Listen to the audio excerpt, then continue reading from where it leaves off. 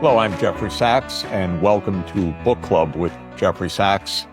We speak in the Book Club podcast with the authors of important books, and I could not be more thrilled and in a way gratified, but I'll explain the term, to be speaking with this amazing author of an absolutely amazing, crucial book, I would say the book of the year.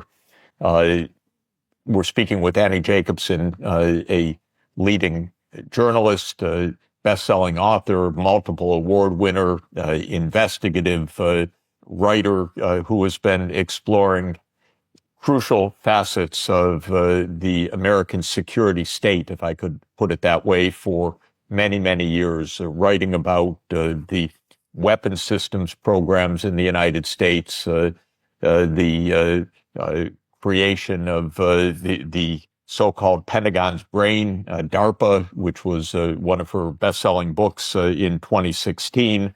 An absolutely shocking book about the relationship of the U.S. and Nazi war criminal scientists after World War II, and the U.S. government Operation Paperclip to bring those scientists to the U.S. war effort immediately after World War II. But I think, Annie, the book you've written this year is, in a way, the shocker of all of them. And I was, as I'm sure every reader, and in my case, I was a listener on audiobook, and I believe you narrated it, if I'm not mistaken. The book is Nuclear War, a Scenario, and it is absolutely the most terrifying, riveting book that I have read, because you describe meticulously, literally second by second, the end of the world. Wow. Thank you so much for... Tell me, how do you write a book about the end of the world in such remarkable clarity, so shocking, but, I think, of course, the way you narrated it with such utter calm and precision shows that it's a mechanism for ending the world. It's out of our control after a certain moment is what the book says, and we're close to disaster. Thank you so much for that introduction and for having me. And you are absolutely right. The book that I wrote does, demonstrate in appalling detail precisely what would happen in the event of a full-scale nuclear exchange. And I wanted to do that because I have written about nuclear weapons my whole career, kind of on the periphery, and it's usually from a rather, intellectual, shall we say, point of view. Kind of, you're talking about historical, how the program began, et cetera, et cetera. And I wanted to cut through all of that and go right to the heart of the matter, which is that if we have a nuclear war, 5 billion people will be dead. What does that mean? What does that mean to you, to me, to our family? Those are the questions that get asked, I think, by everybody, not necessarily when they get to the end of the book, but from second one. Because unfortunately, this is one of those stories that you know how it ends. And it's not only 5 billion dead, but basically in the time of reading the book itself, because even the narration is almost real time. Minute by minute, the world is being destroyed because that is the technological reality right now. And you say that this is a scenario of a full-scale nuclear war. One of the absolutely fascinating, crucial parts of the book is that it doesn't start as a full-scale nuclear war. It starts as one missile fired, well, I'm going to let you tell it, one, then two, then three, then the end of the world. Could you lay it out? It's not exactly giving away the plot. Everyone needs to read it or hear you tell it, because really this is our world right now. How dangerous the world is, And you make clear that in a few minutes, not only can everything change, but everything can end. Yes. Well, let me set the stage for a moment, if I may, with how I reported the book so that listeners understand this is not some scenario out of Annie Jacobsen's imagination per se. Meaning, when I committed to writing this book, it was during COVID, and I wanted to have discussions with top tier individuals in the national security nuclear command and control apparatus. People who formerly advised the president on these matters, because I wanted to portray a second by second, as you say, minute by minute unfolding of what would happen with an authority that really shook readers to their bones. And that was a daunting task. I wondered if it was even possible. But because I did so much of my heavy reporting during COVID, I found an extraordinary number of these top-tier former advisors to the president with a little extra time on their hands. And so, And willing to talk, by the way, because that's not to be taken for granted. Most certainly. And it was a remarkable process because I would interview people, generals, admirals, former secretaries of defense, nuclear weapons designers, and I would interview them and I would get a little bit of the puzzle unveiled. But it was enough to go off, look at monographs, look at declassified documents, ask more questions, and come back to them and say, explain to me about this. Or more often than not, oh my God, is this really true? And I was amazed that so many of these individuals, I kind of would call them Cold War warriors, people now in their late 70s, 80s, even 90s, forthright in their answers because of exactly the end part of your question, which is, we are living at the razor's edge. The Secretary General of the United Nations said recently that we are one misunderstanding, one miscalculation away from nuclear Armageddon. And he is absolutely right. And Annie, my kind of go-to guidepost for that has been the Doomsday Clock, which listeners will know was launched as a graphic device to explain to the world just how dangerous the atomic age and now the thermonuclear age is back in 1947. And the idea was that the clock would tell us how close we are or how far we are from nuclear annihilation. And when the clock was unveiled in 1947, it was put at 7 minutes to midnight, which was taken as the message, we are close to doom. 7 minutes to midnight. Today, we are 90 seconds to midnight, according to the Doomsday Clock. And I think it's notable, and I am repeating it every time and place I can, that every president from Clinton onward, from the end of the Soviet Union in December 1991, when it looked like this was the new age of peace. Every president since then has been in an administration where at the end of the administration, the minute hand or second hand is closer to midnight than before. In other words, we've become more and more insecure from 1992 until today. And we are in an unprecedented knife edge, as you said, and as the Secretary General has said. And what I find so depressing is we have, for example, our CIA director, William Burns, saying in public, oh, don't worry about Putin's bluffs. Oh, if he says nuclear, don't worry about it. We're not going to be scared. Should we be scared? You're reminding me of a conversation I had with retired General Robert Keeler, who was the commander of U.S. Strategic Command, STRATCOM. That is the commander in charge of the nuclear arsenal. So in the event of a nuclear exchange, the president would order the launch and he would speak directly to the STRATCOM commander. General Keeler said to me when I was discussing with him what would happen in a full-scale nuclear exchange between Russia and the United States, he said to me, Annie, the world could end in the next couple of hours. That is from the top authority on this subject. And that, when you go back to a source and said, just want to make sure this is actually what you said, and they said yes, you know, wow.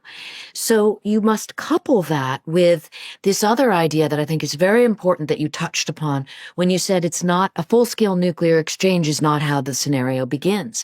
And that is exactly right. I begin with what is called a bolt out of the blue attack.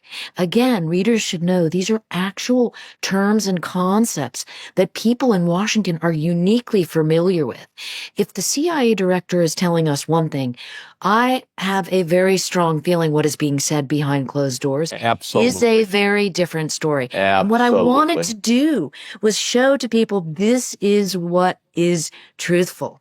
So when Andrew Weber, who was the advisor to President Obama on nuclear weapons, he was the highest ranking person with the title nuclear in his title. He said to me when I ran by him that I was going to run the scenario with a bolt out of the blue attack from North Korea. He said to me, Annie, a bolt out of the blue attack against Washington, D.C. is what Washington fears most. That's a direct quote, and it begins the book, and you see exactly that is what happens. And I was just shivering, by the way, because I was remembering hearing you describe that at the opening of the book as you're narrating on the audiobook. An intercontinental ballistic missile carrying a powerful nuclear warhead is launched. And if I remember correctly, it's something like 5 seconds after the launch that there's a detection on the U.S. satellites. It's your first entry. Well, even more shocking, it is actually in under 1 second. Okay. That is the technology that exists today. The Defense Department has a satellite system parked over our nuclear-armed enemies, watching for a nuclear launch. And so nuclear war begins in the first fraction of a second. When that launch is detected, the satellite sensors can actually see the hot rocket exhaust on the bottom of the rocket as it launches. And there begins nuclear war. This is not a 9/11 scenario where someone comes and whispers in the ear of the president, remember, tells President Bush at the time, the towers have been hit. This is not that. This is the Defense Department knowing nuclear war has begun in that first fraction of a second. And there begins the ticking clock scenario. But then what's amazing is you recount from that first fraction of a second, and it is in many cases second by second, determining, okay, it's a missile, it's heading towards North America, a little bit more time elapses, the trajectory of the missile is then understood, it's heading towards the East Coast. A few seconds or a few tens of seconds after that, it is heading towards Washington. And talk about the fact that some people probably suspect, well, why don't we just shoot it down at that point? We saw it. We know it's coming. We have missile defenses. Why aren't we shooting it down? There is a general myth among the general population that the U.S. interceptor system is capable of shooting down a long-range strategic ballistic missile. It is not. When we see things like the Iron Dome in play, and we hear on the news that American Navy systems, the Aegis system, for example, the THAAD system, I write about these in the mid part of the book, where these are ground systems or systems out at sea that can shoot down short range and even some medium range missiles. But the ICBM is a monster missile. And, we're taping this today. Just 2 days ago, North Korea launched a new version of the ICBM, an intercontinental ballistic missile. It can travel from one continent to the United States in under 30 minutes. This is the fact of the matter. I describe it quickly, but in painstaking detail, what it does, how it works. And you learn very quickly, as in minute, 5, 6, and 7 of this scenario, as the Defense Department's bunkers, their nuclear bunkers, the individuals in those bunkers are scrambling to get the Missile Defense Agency into action to try and shoot this missile down. You learn very quickly it is an absolute failure. Why? For example, Russia has 1,670 nuclear missiles on ready for launch status. We have a grand total of 44 interceptor missiles. Each missile has a success rate, or you should say a failure rate, of approximately 50%. And so when I had certain generals at the Pentagon read the final proofs of the book, I asked them, can you please pay particular attention to the interceptor missile part of this book? Because it is such a fantastical myth that people across the United States think, and even, former President Trump has recently said, oh, we're going to have an Iron Dome. That is not plausible. If we are being shot at by Mexico or by Canada, yes, but the threat comes from another continent. And what is searing about the scenario is that within a few minutes, it's understood that it's coming to Washington. And again, people might think, well, the president will go into his deep underground bunker, or the Pentagon leadership will go into the deep nuclear secure underground bunker under the Pentagon, or there will be escape routes for the leading members of Congress and the cabinet and so forth. You make perfectly clear there's nothing even remotely, not even an iota, like that reality. And to learn this from the individuals themselves, the people who would be in those bunkers, and understand that this is also fantasy. This is part of an idea that is just a pretense. That was shocking. Let me tell you a little detail that is horrifying that comes from the FEMA director, the Emergency Management Agency, that would be in charge of a nuclear war aftermath should it happen. So FEMA people know because it's in charge of hurricanes and floods, and we see it in action. Well, I interviewed Craig Fugate, who was Obama's FEMA chief for more than 8 years. And for all 8 years, rather. And I expected him to tell me this elaborate, in great detail. Plans. Yes, we do this and we do that. And he said, oh, yes, Annie, we prepare for nuclear war, same as we prepare for asteroid strikes. Okay, wow, that's a big statement. And he said to me, we call these low probability, high consequence events. No kidding. You think, okay, wow. And I said, so what would happen? Expecting it, with my pen out, my tape recorder going, expecting I'm going to be on, learning about this for hours. And he said, Annie, if there was a nuclear war, there would be no population protection planning because everyone would be dead. It's amazing in the scenario you make clear FEMA has zero role except to describe what you just said.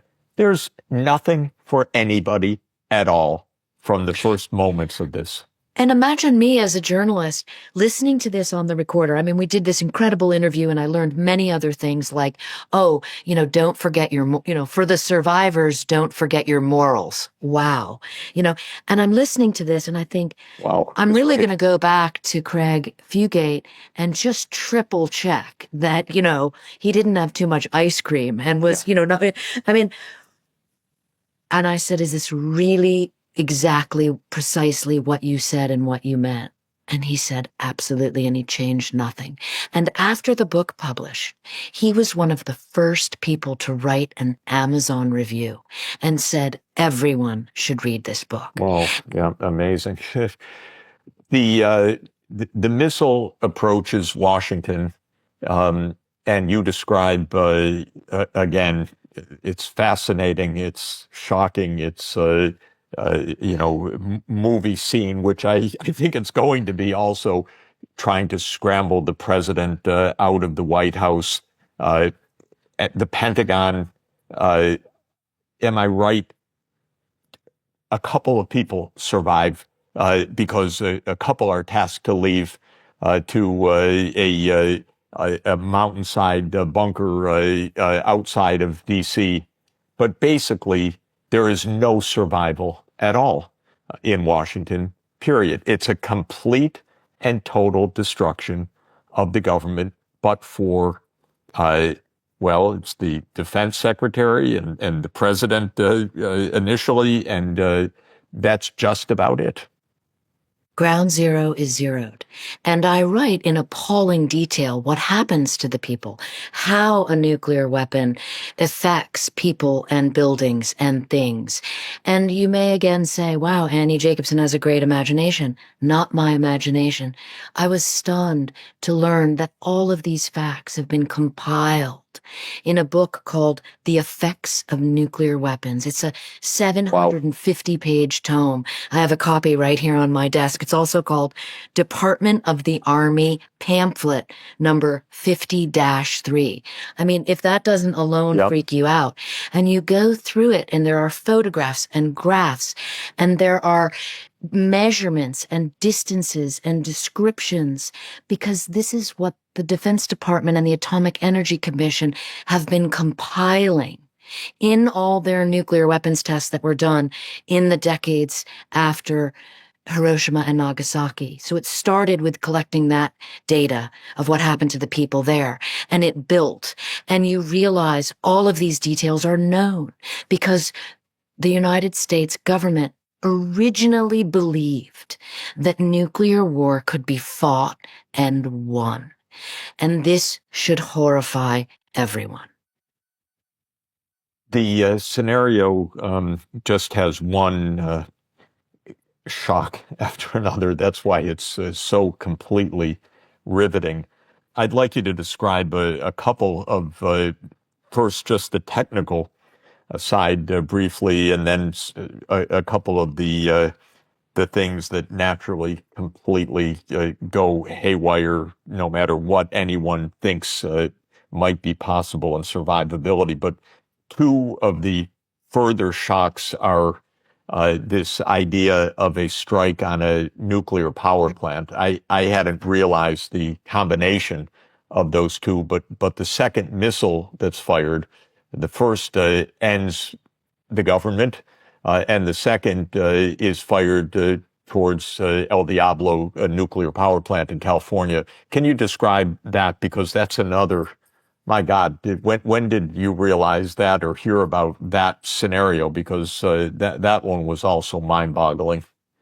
Well, again, it's just the worst case scenario. And it has been written about for decades because many nuclear scientists were worried about this. And of course, there is, the International Committee on the Red Cross Rule 42, that you do not strike a power plant with conventional weapons even. And while I was reporting a book, there was a little bit of sort of worrisome curiosity, like, Annie, is this going too far? And I insisted it wasn't, because of the reporting that I was doing, because of what sources were telling me, how deeply afraid they are of that. And then, of course, when Russia attacked the Zaporizhia nuclear power plant in Ukraine attacked. Russia took over attacked the plant. But then Ukraine counterattacked with attacking with missiles. You have situations that are extraordinarily dangerous. Yes. Yeah, Russia took over the power plant. Just to say, because I was also horrified by all of that, but Russia physically took over the plant as part of its invasion in 2022. And then Ukraine essentially sent drones and artillery against the power plant. And, of course, the International Atomic Energy Agency was horrified. I was horrified, Annie, because no one would call out Ukraine for actually making this provocation, because being in the U.S., we want to say it's Russia, this, it's part of the propaganda machine not to say anything about Ukraine. But I talked to senior officials. I can't name their names because it was said in confidence. I said, why don't you tell the truth? Russia's inside. Ukraine is attacking from the outside. If you say Ukraine, maybe they'll stop attacking because it's a threat to the nuclear power plant. And they said, yes. Well, let me just say, Jeff, you're not on the wrong track. That's what I was told. But no public statement, by the way. Because just to say, propaganda dominates everything, as you know better than anybody, because you've been reporting the deep truth all along. But we have these unbelievably risky things happening, and they can't even be discussed as they're happening in reality because we have narratives, we have secrecy, we have confidentiality. And it's precisely why in the book I demonstrated scientifically what happens. And so Exactly. I quote people who have been studying what would happen if a nuclear power plant were hit. And I describe how that meltdown, I describe what would happen. And it is just one horror show after the next. Again, demonstrating how quickly all of this unfolds. And so the takeaway on all of this, I think, comes to there's a saying that I often think about, which is that you can't fix what you can't face. And the point of the book is to show people the grim reality of what would happen in the event of a nuclear war. Yeah. Because the truth of that statement is you can fix what you are willing to face. And I would hope that readers would take away this horror and realize this is madness, this is insanity, we must reverse course. One of the things, another technical thing, if I could just come back to it, that I was completely unaware of and shocked by was this electromagnetic pulse attack. Is that something that was also documented to you or explained to you? Can you just describe that? Because people need to understand how many unbelievably dangerous things are around us right now. If a very small, the thermonuclear weapon that hits Washington, D.C. is a 1 megaton thermonuclear bomb. And I use that size weapon specifically because those are many of that is the size weapon that is used in the effects manual.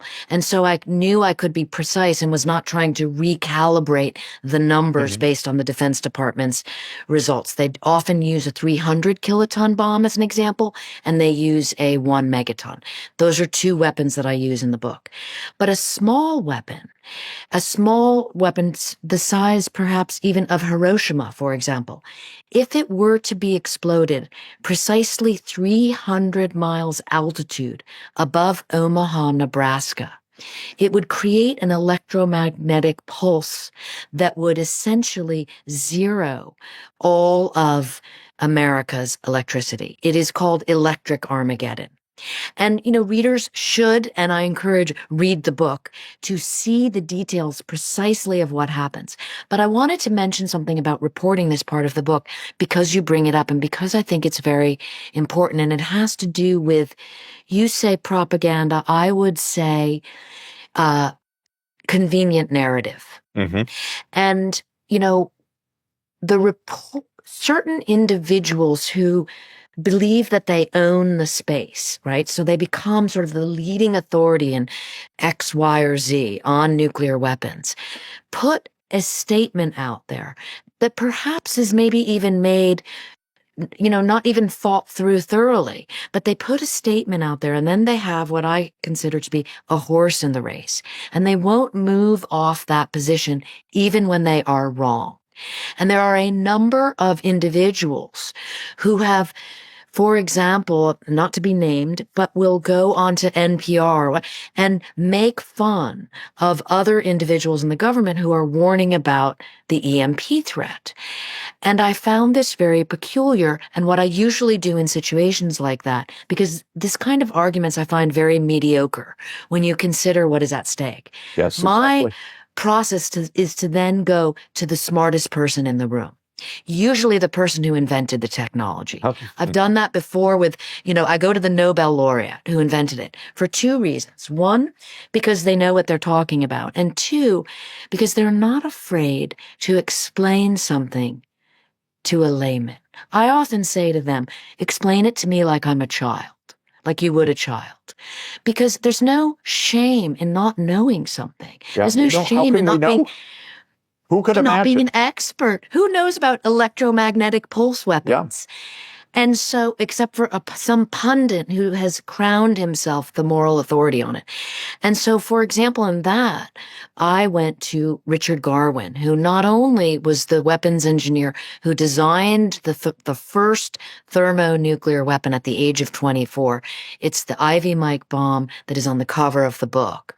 But Garwin also wrote the first still classified paper for the government on the EMP weapon in the 1950s. Garwin has advised every president since Eisenhower. And Garwin told me precisely what would happen. I relate that for readers in the book. And interestingly, those pundits who have laughed at people who have spoken of this EMP weapon have fortunately remained silent about this because, and I would hope that they would be able to stand corrected because that kind of misinformation is just not in service of any of us.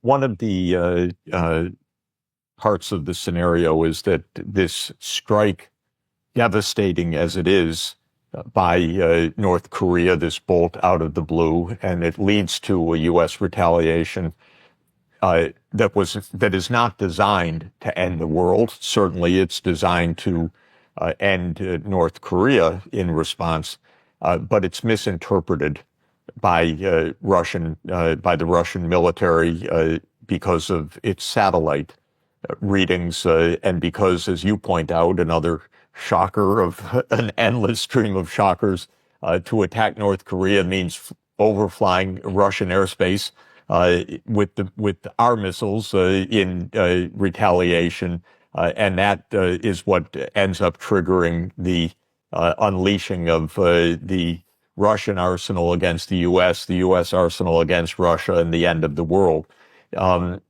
Can you turn to a favorite of mine, one of our most experienced and brilliant scientists in the U.S., a true rocket scientist, Ted Postal at MIT, who describes the fact that we count on a level of precision to understand what is and isn't being attacked, to try to keep something under control that is unmerited. In other words, things can escalate absolutely out of hand, not because of an underlying real attack, but because of a misperception of what an attack is. That's right. And Ted Postal, professor emeritus at MIT, was extremely helpful in helping me report the book.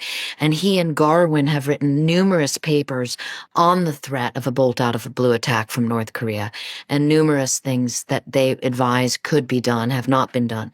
But it was Ted Postal who pointed out this precarious reality having to do with the satellite system. So we spoke earlier how powerful America's satellite system is, that can see the hot rocket exhaust on a missile and identify it in the first fraction of a second after launch. But what we haven't yet spoken about, and what you are bringing up now, is the flaws in the Russian systems, in the Russian technology.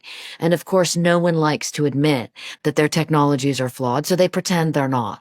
And again, I sourced this with Pavel Podvig, who is kind of the Western world's expert on Soviet technology, having, studied in Moscow. And he confirmed with me that this is a fact, that the Soviet systems, their satellite systems that are looking at ICBMs, are flawed. They don't have what is called look-down capacity, so they can sometimes mistake clouds or sunlight for exhaust.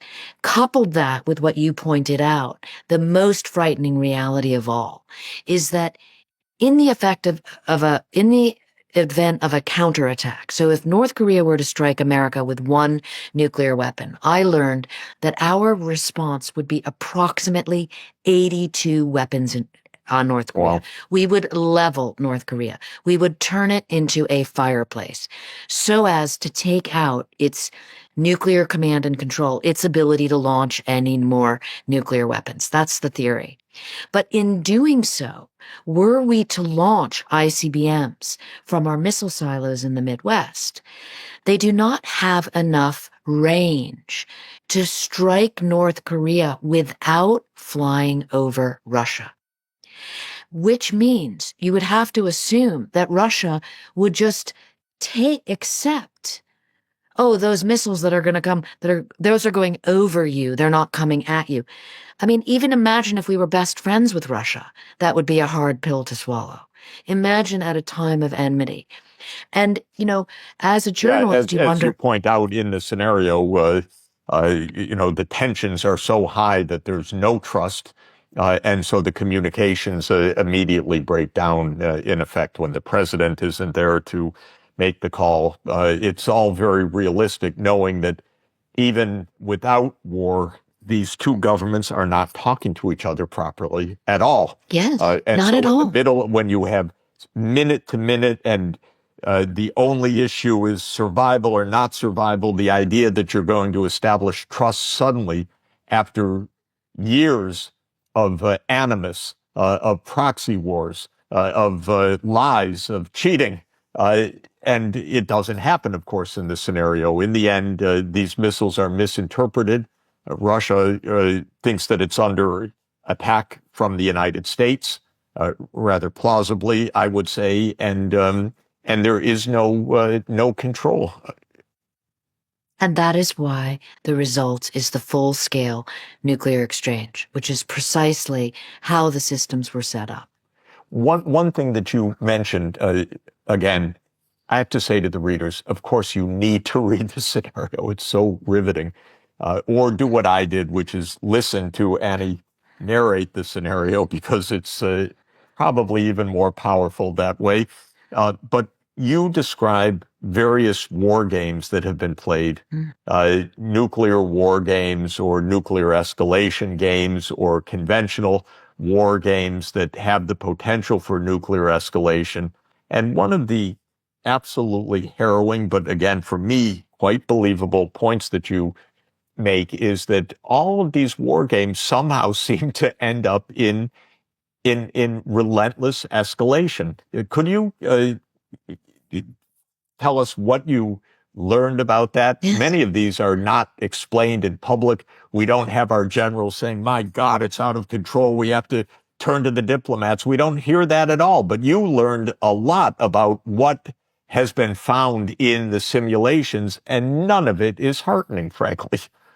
Absolutely. I mean, these are incredibly jealously guarded secrets, the nuclear war games, and yet they are played regularly. They are run regularly. And we have only one known example of a full 2-week-long nuclear war game scenario whereby multiple scenarios were run. It's declassified. I print a page in the book, and, it demonstrates that no matter how nuclear war begins, whether NATO is involved, if NATO isn't involved, if China is involved, if China isn't involved, no matter how it begins, nuclear war ends only in one way, and that is full nuclear Armageddon. No one in the Defense Department will doubt that. No one has come forth and said, actually, I learned of a different scenario. It is just it is unimaginable that this is what all of our nuclear command and control knows and has known for decades. And the public, essentially, we have been kind of running around like the ostrich with the head in the sand, the neck exposed, not really knowing the dangers. And when I say I think they lie to us, frankly, or they don't tell us. They don't treat us like adults. That's my view of it, which is tell us these things. They have our lives in their hands, and I don't feel safe, and your book didn't make me feel any safer. Well, it ebbs and flows. We have to give a little bit of credit to the past movements to disarm, right? So, as it was pointed out to me, in the 80s, people were protesting in Hyde Park. Yep. People were protesting in Central Park. And so this Absolutely. groundswell of momentum coupled with what I call the Reagan reversal, whereby Reagan decided not to no longer see the Soviet Union as the arch enemy, but rather as the adversary. And that is interestingly because of a ABC television movie he watched called The Day After. He saw the film. He wrote in his White House journal that he became greatly depressed. Wow. Actual fact. And Wow. so there is hope because, he was a nuclear hawk. And I'm so happy you're smiling because it makes me smile too, to even think that that kind of perspective reversal is accurate. And it is. And he reached out to Gorbachev and said, we must reverse course. And the world went from the all-time high. In 1986, there were 70,000 nuclear weapons. Today, there are approximately 12,000. That is the direction in which we must travel. But, it's an amazing fact. And of course, I remember Helsinki, and we should recall that when Reagan and Gorbachev met in Helsinki in 1986, I believe it is, not only did they strike up a personal rapport, and I loved Gorbachev personally and found him one of the greatest statesmen of our age, maybe the greatest, because he was a peacemaker, and Reagan had the same feeling.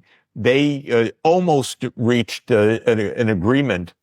Okay, we've got to get to zero. We have to eliminate nuclear arms. Then it seems the aides ran and said, no, we have to get these leaders apart. They're going to do something reckless if they agree with each other, because serious people know we need the nuclear weapons. And they rather pulled them apart from what was potentially, truly the decisive turn to denuclearization, which we should recall is actually a commitment of the nuclear powers under the Nuclear Non-Proliferation Treaty. And it recalls another period in time, which I've studied, and I wrote a book about it now 11 years ago, after the Cuban Missile Crisis in October 1962. President Kennedy and Soviet Chairman Nikita Khrushchev felt we must pull back from the brink. This was the most harrowing, awful, close call of humanity imaginable. And they signed the Partial Nuclear Test Ban Treaty in the summer of 1963 because they reached out to each other on a personal level. For me, it does say something about the power of the human connection if our leaders would talk with each other, if they would discuss with each other, if they would realize in that way our common vulnerability.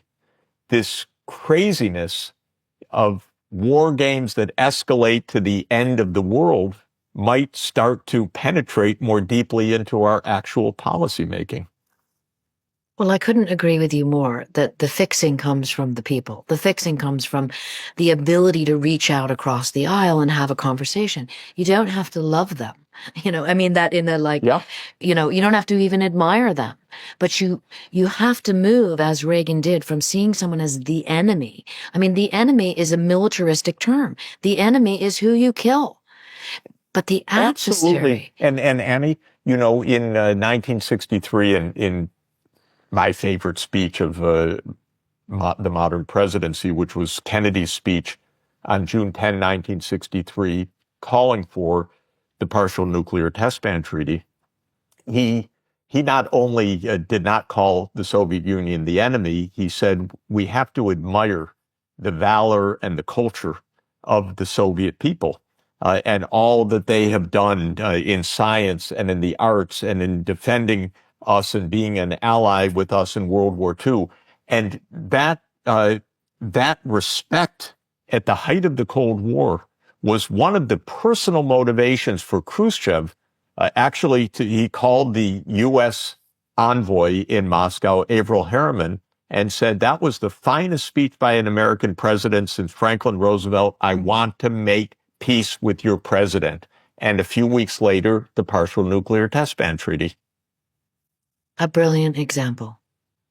Yeah, it's and the Reagan and Gorbachev and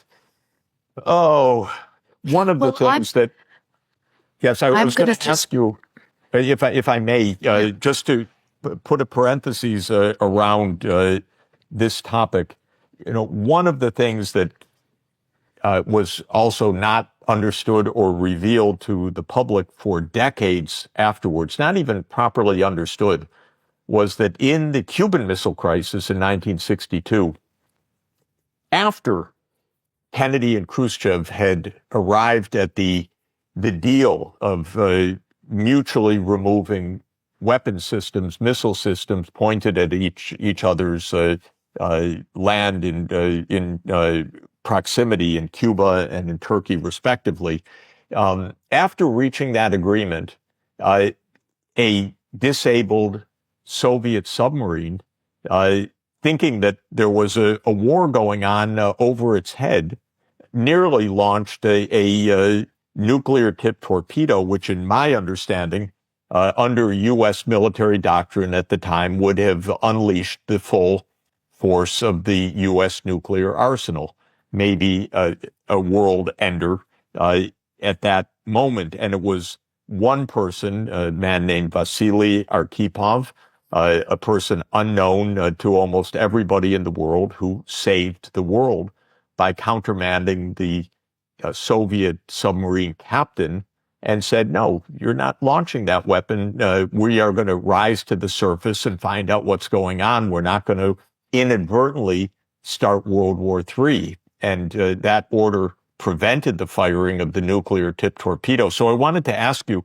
in your research, you must have heard about close calls or mistakes or misjudgments or the potential for them, even aside from a bolt out of the blue, just an apparent bolt out of the blue on the radar screen.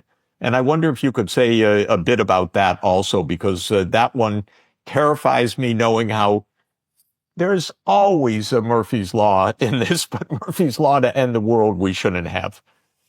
Absolutely. And there are like 4 or 5 or 8 examples on the record of such near misses. So you can imagine how many have happened that we don't know about. But I did learn one. I try or strive to get the first, the first-hand witness, someone who was actually there, who is telling me the story from their own point of view. And for that, former Secretary of Defense Bill Perry told me a near miss he was involved in. He was on the night watch with Jimmy Carter, and would be up to him to tell the president if he had to launch a nuclear war. And the call came from the Pentagon, from the bunker beneath the Pentagon, and said, there is a nuclear attack coming at Washington. And it wasn't just ICBMs, it was also submarine launched ballistic missiles. And they said, you must wake up the president and he must give us a counter strike. And as Bill Perry sat there thinking to himself, formulating his words. And by the way, he told me this story, just a few years ago. So he was reflecting decades earlier. Yeah. And I could hear the intensity in his voice all those decades later. And what Perry said happened is, just as he was about to wake up the president, the second call came. And they said, it's a mistake. Oh, never mind. And the mistake, and by the way, it was registering not only in the bunker beneath the Pentagon, but in the bunker beneath Stratcom in Nebraska, because those two computer systems are connected. And as it turned out, someone had inserted a training tape, a nuclear war training tape, into the machine, and it was playing. And what Perry said to me was, it looked real because it was designed to look real. Oh my God.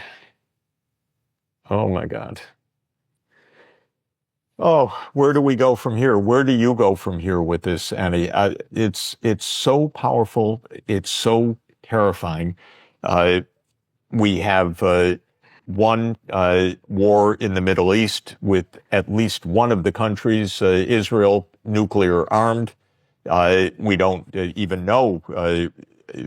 Possibly Iran has or could soon have nuclear weapons if it's attacked. We have war in Ukraine where the U.S. and talks about defeating Russia. Russia has 6,000 nuclear warheads, has revised its nuclear doctrine saying that this is our fundamental security and we reserve the right to use these weapons if our national security, our fundamental security of our homeland is at threat. And yet there's open talk of striking deep into Russia, many things that seem so provocative. It's hard to imagine. And we seem to live with this. A couple of days ago, before our conversation just now, as we tape this conversation, a lead story in the New York Times talked about preparation for the next global war. And I wrote to a New York Times reporter saying, thanks for writing the story because I won't be able to read it afterwards. The world will end. There will be no paper the next day. And the reporter said, yes, my editors took out some of the caveats and the Pentagon doesn't really want this war, but my editor removed that sentence and so forth. Unbelievable, the drumbeats of war with nuclear adversaries all over the place. You know, my final thought on that is this, and I end after I take the reader through nuclear winter from the scientists who wrote the nuclear winter theory, updated for the modern era. I end the book. And just to say, the nuclear winter theory, maybe you could just summarize it for 30 seconds for people not familiar with it. Well, you know, after this full-scale nuclear exchange, you have fires burning and burning and burning. Each nuclear weapon will ultimately create a firestorm that is between 1 and 300 square miles. There will be no one to put out the fires. And so all of the United States will burn, the cities, the bogs, the forests, and all across the world. And what happens is some 330 billion pounds of soot will be lofted into the troposphere, and it will block out the sun's rays. And without the sun's warming rays, our agriculture will fail. And I take the reader through this bit by bit. We also get into the radiation, the lack of the ozone, the path of the bugs. There will be disease. Whoever is left, it will be just like Nikita Khrushchev said, the survivors will envy the dead. Yeah. But at the end of all of that, to your point about these drumbeats of war, I end with a thought I'm echoing from Carl Sagan himself, who brought this up decades ago when the nuclear war theory was originally written. And he asked people to think about, and I asked people to think about, that perhaps the enemy, and not perhaps, almost certainly, the enemy is not necessarily China or Russia or Iran or North Korea or us.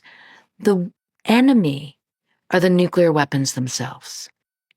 And I think that could be said about all weapon systems and all war. As a fundamental. They are not. We have as a real expression of that, a new treaty, a treaty to prevent nuclear weapons, a treaty basically to end nuclear weapons that countries all over the world have signed on to a new UN treaty. The initiative won the Nobel Peace Prize, but so far, no nuclear power has signed. And so the world is saying to these nuclear powers, our lives are in your hands. You have to stop. The people want to survive. They want their children to survive. They want their grandchildren to survive.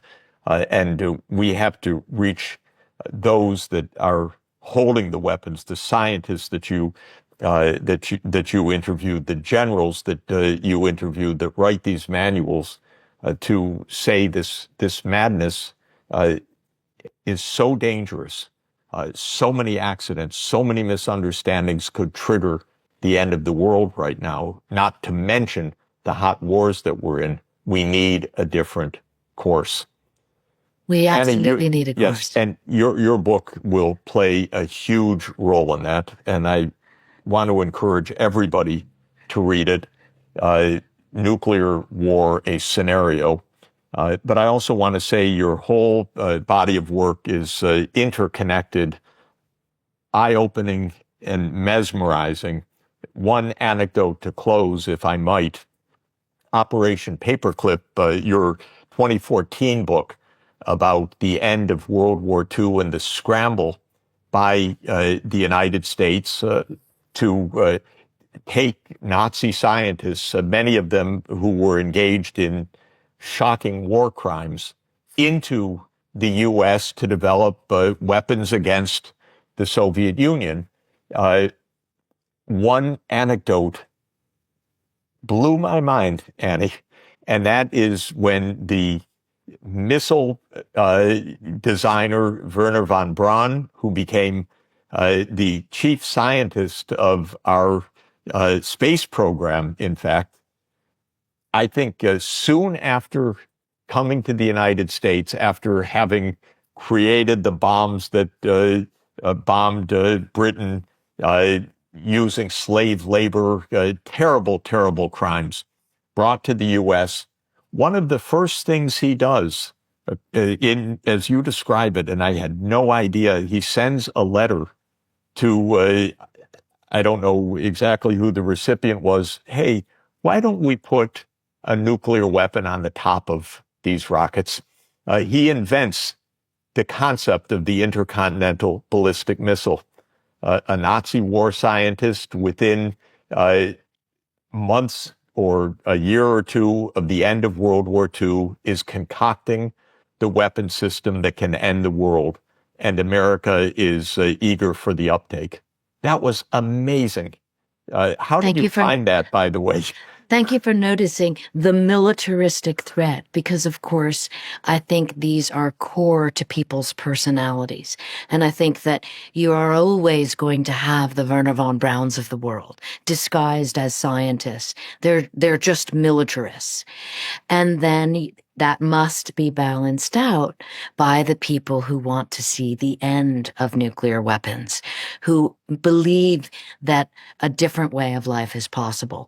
And I think that if I can add to that through the narratives I write, I'm happy that I'm doing my job. Annie, you are doing your job, doing it magnificently. We have been speaking with Annie Jacobsen, author of Nuclear War, a Scenario, an absolute must-read for our time, the most important book for our time. It is terrifying, it's riveting, it is precise, it conveys an essential message. We need a different course to get rid of these weapons. They indeed are the enemy. They are the greatest threat to our survival today. Annie, thank you so much for joining Book Club with Jeffrey Sachs. I'm most grateful. I'm sure all the listeners are most grateful for your work and for the conversation today. Thank you so much. Thank you so much for having me.